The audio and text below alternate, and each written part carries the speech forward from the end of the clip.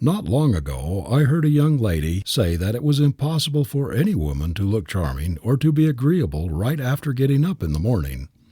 The Reverend Dr. Bushnell declared that a man must be next to a devil who wakes angry. The way we feel when we awake in the morning depends on how we were feeling or thinking when we went to sleep.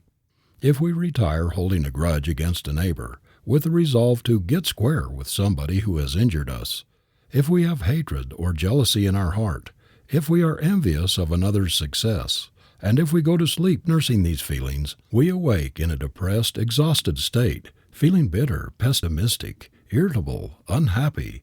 But when we take pleasant, kindly, loving thoughts to bed with us, we awake refreshed, in a happy, contented frame of mind. Think of your chamber as the one place sacred to rest, where the things that trouble and harass and vex during the daytime shall find no entrance. Put this legend over the door or in some conspicuous place where you can see it. This is my holy of holies, the place of supreme peace and power in my life from which all discord must be shut out.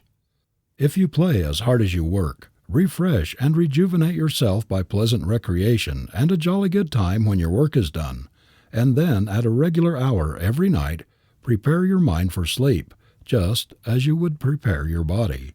Give it a mental bath and clothe it in beautiful thoughts.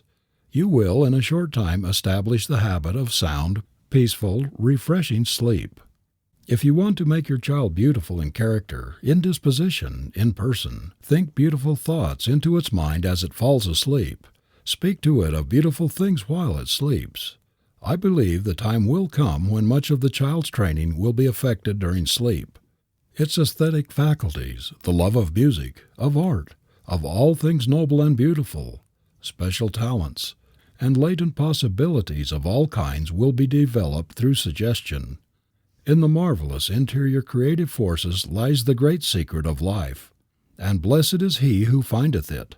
Doubly blessed is he who findeth it at the start of life.